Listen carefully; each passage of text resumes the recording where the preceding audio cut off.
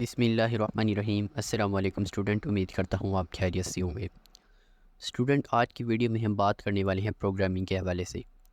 Programming दरअसल एक ऐसी स्किल है जो आईटी के तमाम पीएस प्रोग्राम्स में ना सिर्फ सिखाई जाती है बल्कि इस पर फोकस भी करवाया जाता है।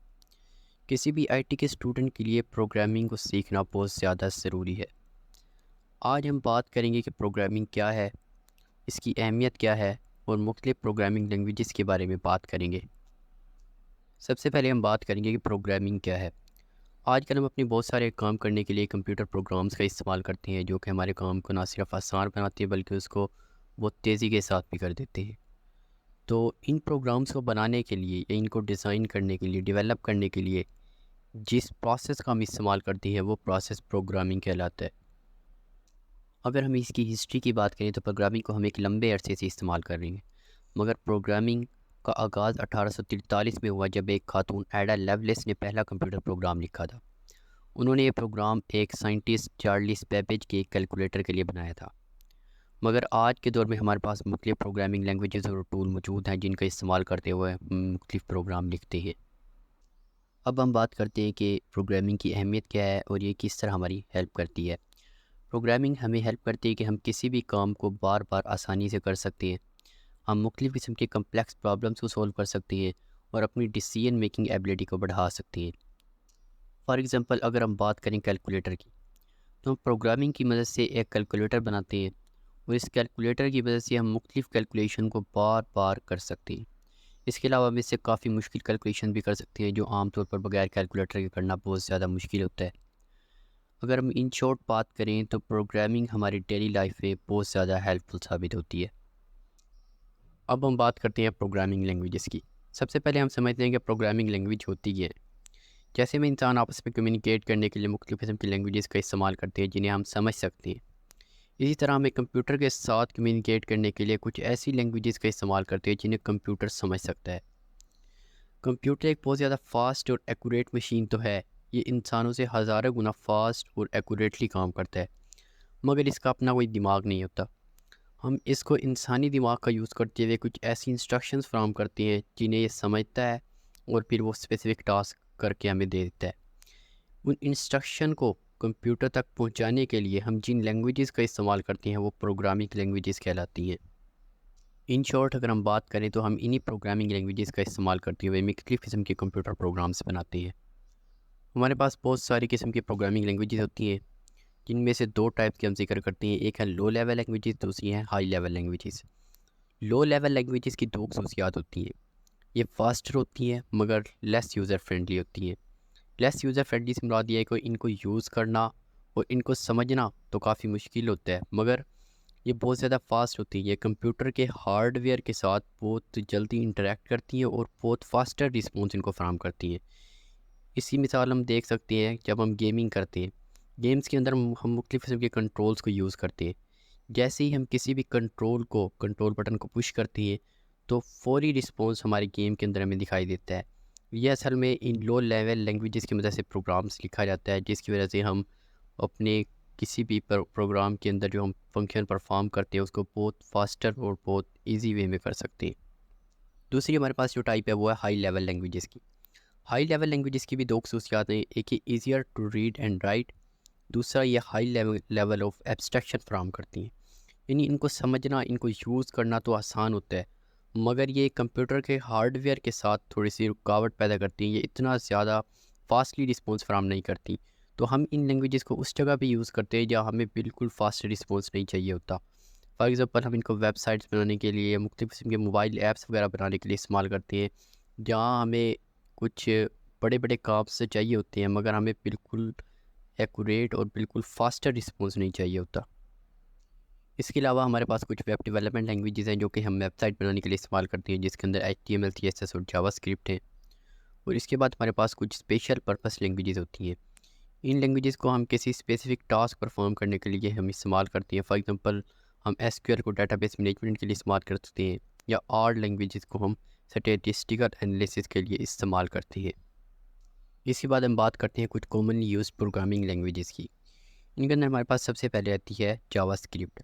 JavaScript basically website development language है, हम इसको वेबसाइट में इस्तेमाल करती है। दूसरी हमारे पास है पाइथन। पाइथन एक बहुत ज़्यादा यूज़ होने वाली लैंग्वेज है, इसका बहुत ज़्यादा यूज़ है। हम इसको मुख्तलिफ़ किस्म की ऐप्स बनाने के लिए, मुख्तलिफ़ किस्म की एप्लीकेशन बनाने के लिए इस्तेमाल करते हैं। तीसरी हमारे पास है स्विफ्ट लैंग्वेज। स्विफ्ट लैंग्वेज जो है एक स्पेशल पर्पस लैंग्वेज है। इसको हम ज़्यादातर एप्पल प्रोडक्ट की एप्लीकेशन बनाने के लिए इस्तेमाल करते हैं, जिसके अंदर हमारे पास आईफोन हो सकता है या फिर आईपैड्स वगैरह के लिए। अब हम थोड़ी सी बात करते हैं प्रोग्रामिंग फंडामेंटल्स के हवाले से। नेक्स्ट वीडियो में इंशाल्लाह हम इन पर डिटेल से बात करेंगे। सबसे पहले हम देखते हैं कि प्रोग्रामिंग फंडामेंटल्स होते क्या हैं। प्रोग्रामिंग फंडामेंटल्स से मुराद वो फंडामेंटल्स हैं जो कि हम हर प्रोग्रामिंग लैंग्वेजेस के अंदर इस्तेमाल करते हैं। इनमें सबसे पहले हमारे पास आता है वेरिएबल्स। वेरिएबल दरअसल प्रोग्रामिंग लैंग्वेजेस में किसी भी डाटा को स्टोर करवाने के लिए इस्तेमाल किया जाता है। डाटा टाइप से मुराद है कि मुख्तलिफ़ किस्म के डाटा हम प्रोग्रामिंग के अंदर मुख्तलिफ़ किस्म का डाटा इस्तेमाल करते हैं। वो नंबर भी हो सकता है, अल्फ़ाबेट भी हो सकता है। इनको हम मुख्तलिफ़ किस्म के डाटा टाइप्स को इस्तेमाल करते हैं। उसके बाद है ऑपरेशंस। ऑपरेशन से मुराद है हम प्रोग्रामिंग के अंदर मुख्तलिफ़ किस्म के ऑपरेशन परफॉर्म करते हैं, जैसे plus, minus, division, multiplication, percentage. इन तमाम को हम ऑपरेशंस कहते हैं। इसके बाद हमारे पास है कुछ कंट्रोल स्ट्रक्चर्स। प्रोग्राम को स्मूथ और इजी बनाने के लिए हम कुछ कंट्रोल स्ट्रक्चर्स का यूज़ करते हैं, जिसके अंदर हमारे पास कंडीशनल स्टेटमेंट, इफ़ कंडीशन लगाते हैं या फिर लूप कंडीशंस लगाते हैं। ये तमाम को हम कंट्रोल स्ट्रक्चर्स कहलाते हैं। इसके बाद आता है algorithm and data structure. Algorithm and data structure से मुराद है कि मुख्तलिफ़ किस्म के डाटा को स्टोर करवाने के लिए हम मुख्तलिफ़ किस्म के कंटेनर्स का यूज़ करते हैं, जिसको हम डाटा स्ट्रक्चर्स कहते हैं। और इन कंटेनर्स का जो हम नाम देते हैं वो असल में वेरिएबल्स कहलाते हैं। लास्ट में हम बात करते हैं डीबगिंग की। जब हम प्रोग्राम लिखते हैं उसके अंदर कोई ना कोई एरर आ जाता है, तो उस एरर को फाइंड करना और उसको ठीक करना, ये डीबगिंग कहलाता है। अब हम बात करते हैं कि जब हम प्रोग्रामिंग को पढ़ाते हैं या पढ़ते हैं, उसके अंदर मुख्तलिफ़ किस्म के चैलेंजेस का हमें सामना करना पड़ता है। वो चैलेंजेस क्या हैं और उसका सलूशन क्या है, इस पर हम बात करते हैं। सबसे पहले मेरे पास जो चैलेंज है वो है कि हम जो प्रोग्रामिंग पढ़ाते हैं, तो मुख्तलिफ़ किस्म के स्टूडेंट्स जो वो प्रोग्रामिंग पढ़ते हैं। इसमें तमाम स्टूडेंट कंप्यूटर बैकग्राउंड से ताल्लुक़ नहीं रखते। कुछ स्टूडेंट मेडिकल या कुछ इंजीनियरिंग बैकग्राउंड से भी ताल्लुक़ रखते हैं। तो इन तमाम स्टूडेंट्स को प्रोग्रामिंग समझाना एक मुश्किल टास्क है। तो हम इसके लिए क्या हमें तरीक़ाकार इस्तेमाल करना चाहिए, हम अपने टीचिंग मेथड को इस तरीके से अडॉप्ट करें कि हर लेवल का स्टूडेंट उसको बेसिक से ईज़ी तरीके से उसको समझ सके। उसके बाद जो दूसरा चैलेंज है वो ये है कि जब प्रोग्रामिंग के अंदर मुख्तलिफ़ किस्म के कम्प्लेक्स कॉन्सेप्ट्स आ जाते हैं जो कि मुश्किल होती हैं, उनको किस तरीके से समझाया जाए। उसके लिए हम जो तरीक़ाकार इस्तेमाल करते हैं वो ये है कि हम उन कॉन्सेप्ट्स को छोटे छोटे पार्ट्स के अंदर डिवाइड करते हैं और फिर उन हर पार्ट को अलग अलग उनको पहले पढ़ाते हैं, उनको समझाते हैं, फिर उस पूरे कॉन्सेप्ट को इकट्ठा करके एक मरतबा समझाते हैं ताकि स्टूडेंट जो है वो अच्छी तरीके से इसको समझ सकें।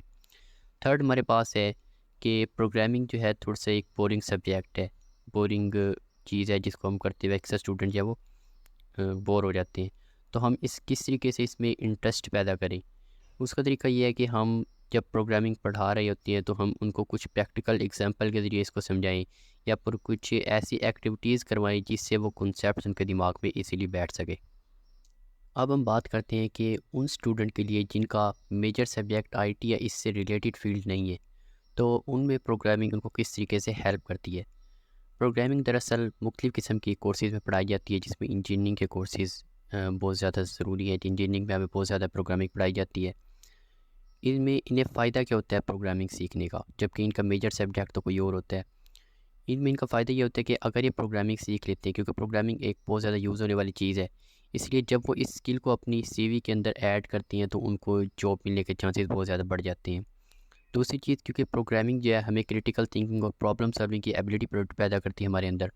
तो जब कोई स्टूडेंट जो कि नॉन सीएस बैकग्राउंड से है वो इस स्किल को सीख लेता है तो उसके अंदर भी ये एबिलिटीज़ पैदा हो जाती हैं। थर्ड, क्योंकि प्रोग्रामिंग सीखने के बाद हम टेक्निकली एक दूसरे से बात करते हैं, कम्युनिकेशन स्किल डेवलप होती है या टीम वर्क करने की एबिलिटी प्रोड्यूस होती है। तो अगर कोई नॉन सीएस बैकग्राउंड या जो स्टूडेंट है वो भी प्रोग्रामिंग लैंग्वेजेस को सीख लेता है तो उसके अंदर भी ये तमाम एबिलिटीज़ पैदा हो जाती हैं।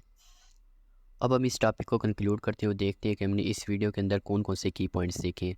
सबसे पहले हमने बात की है कि प्रोग्रामिंग जो है वो तमाम बीएस प्रोग्राम के अंदर बहुत ज़्यादा ज़रूरी है।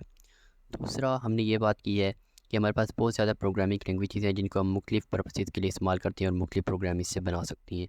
थर्ड, प्रोग्रामिंग ना सिर्फ उन स्टूडेंट के लिए जो आईटी के फील्ड से ताल्लुक़ रखते हैं, बल्कि उन स्टूडेंट के लिए बहुत ज़्यादा ज़रूरी है या हेल्पफुल साबित हो सकती है जो कि आईटी की फ़ील्ड से ताल्लुक़ नहीं रखते। उसके बाद हमने ये देखा कि हम जब प्रोग्रामिंग को पढ़ते हैं तो उसमें हमें कौन कौन सी चैलेंजेस का सामना करना पड़ता है और उसका सलूशन क्या है।